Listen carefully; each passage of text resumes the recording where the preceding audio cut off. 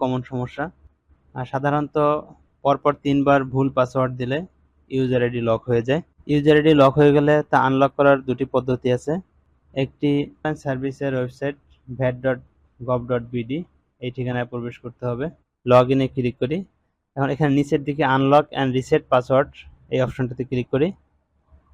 User name এবং email দিয়ে next অপশনে ক্লিক করি। আপনার মোবাইল নম্বর যদি চালু না থাকে বা আপনার কাছে না থাকে বা ইমেলে যদি আপনার অ্যাক্সেস না থাকে, তাহলে আপনার ওটিপি বা নতুন পাসওয়ার্ড পাবেন না, ফলে আপনার এই আইডিটা আনলক করা সম্ভব হবে। নেক্সট অপশনে ক্লিক করার পরে একটি নতুন ডায়লগ বক্স আসবে, যেখানে আপনার সিকিউরিটি কোশ্চেনের অ্যান্সার দিতে হবে। তবে যদি কেউ তার সিকিউরিটি কোশ্চেনের অ্যান্সার ভুলে যায়, তাহলে তাকে ভ্যাট বিভাগীয় অফিসে যোগাযোগ করে সিকিউরিটি কোশ্চেনের অ্যান্সারটা নিতে হবে।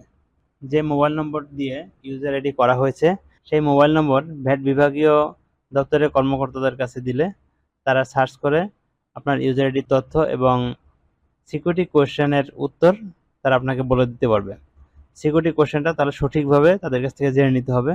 এখানে সিকিউরিটি কোশ্চেনের অ্যান্সারটি সঠিকভাবে দিয়ে আমাকে সাবমিট বাটনে ক্লিক করতে হবে।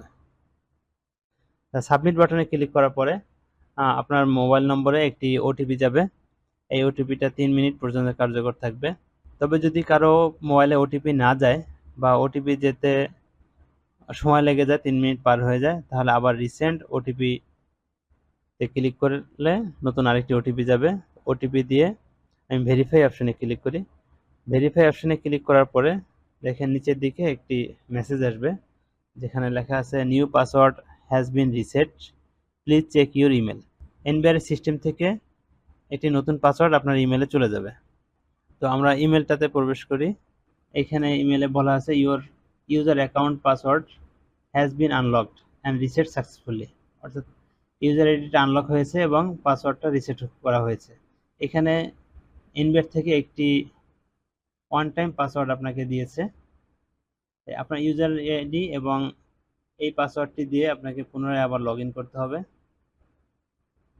ইমেলে প্রেরিত ইউজার আইডি এবং পাসওয়ার্ড দিয়ে লগ ইন করতে সমস্যা হলে আপনাকে সরাসরি ইমেলে প্রেরিত লিঙ্কে ক্লিক করে লগ ইন করতে হবে, তাহলে এই সমস্যাটা থাকবে না। লগ ইনে ক্লিক করি। এখানে একটি নোটিফিকেশন এসেছে, please change your initial password, অর্থাৎ আপনার এই ওয়ান টাইম পাসওয়ার্ডটি এখন পরিবর্তন করতে হবে, অর্থাৎ আপনাকে নতুন করে পাসওয়ার্ড দিতে হবে। তো ওকে ক্লিক করে আমরা ওল্ড পাসওয়ার্ড অর্থাৎ ইমেলে যে পাসওয়ার্ডটি এসেছে সেই পাসওয়ার্ডটি প্রথমে দিব, এরপরে আমরা নতুন পাসওয়ার্ড দিব। তার নতুন পাসওয়ার্ডের দেওয়ার ক্ষেত্রে কিছু ইনস্ট্রাকশন আছে। সেটি হলো যে অন্তত একটি অ্যালফাবেট হতে হবে, অন্তত একটি নাম্বার থাকতে হবে এবং অন্তত একটি অ্যাট প্লাস ডলার এরকম কোনো একটা সাইন থাকতে হবে এবং অন্তত পাসওয়ার্ডটি 8 ডিজিট হতে হবে। এছাড়া আরেকটি শর্ত আছে যেটা এখানে আসে নাই, সেটা হলো যে পূর্বে ইউজ করছেন এমন 5টি পাসওয়ার্ড ব্যবহার করা যাবে না।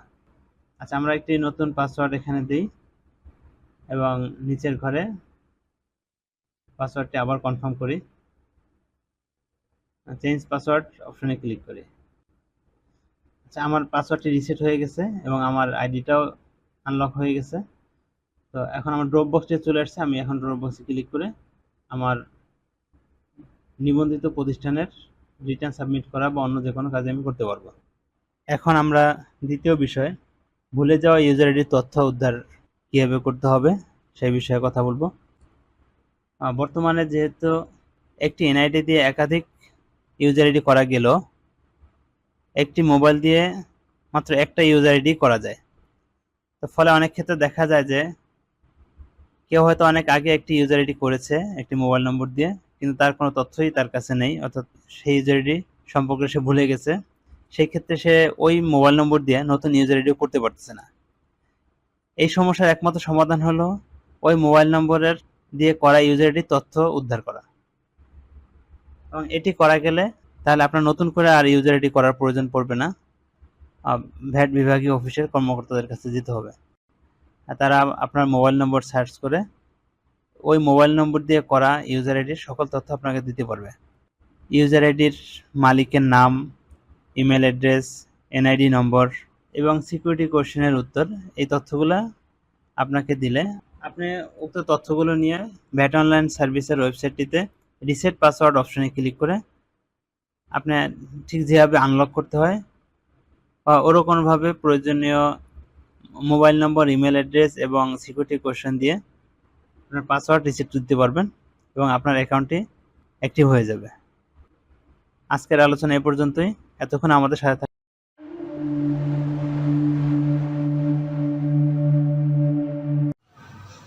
Thank you for watching this video.